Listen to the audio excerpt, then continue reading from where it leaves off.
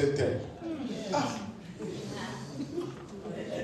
Donc, moi, je vais vivre avec la personne et lui, il va te dire à toi. Attends, moi-même, il ne m'a pas encore dit. Toi, tu peux aller l'épouser. Moi, je vais attendre qu'il vienne me parler d'abord. Amen. Arrêtez ces affaires-là. Ça cause de confusion. C'est du désordre.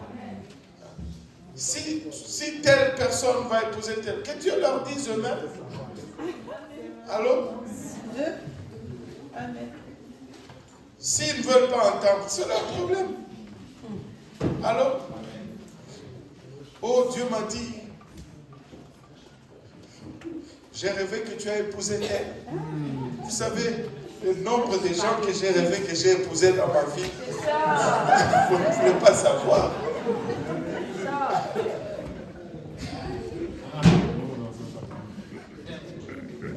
Attention.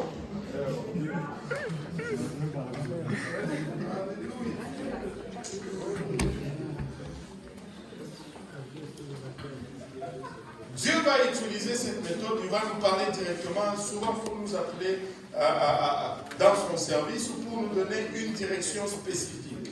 Mais dans ces cas, il faut se méfier de la précipitation. Amen.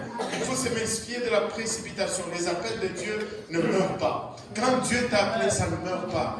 Et tu sais, quand Dieu nous avait parlé à nous pour l'église à l'Est, entre le temps que Dieu nous a parlé et le temps qu'on a eu notre premier service à l'Est, il s'est passé 7 ans de temps au moins. 7 années. Mais ce n'est pas mort. Ce n'est pas mort. L'appel de Dieu ne va pas mourir. Mais si tu te précipites, tu vas rencontrer plus de problèmes que tu n'avais besoin de rencontrer.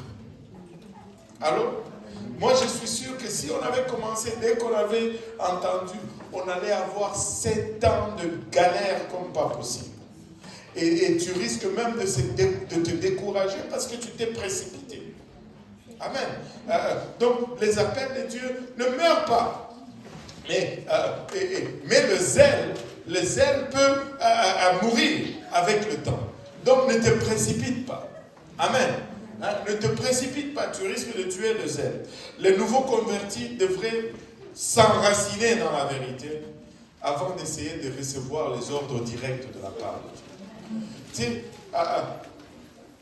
tu es nouveau dans le Seigneur. Tu es à peine 1 an dans l'église. Et le Seigneur ne peut pas t'envoyer tout de suite en Afghanistan. Reste. Tu dois maturer d'abord.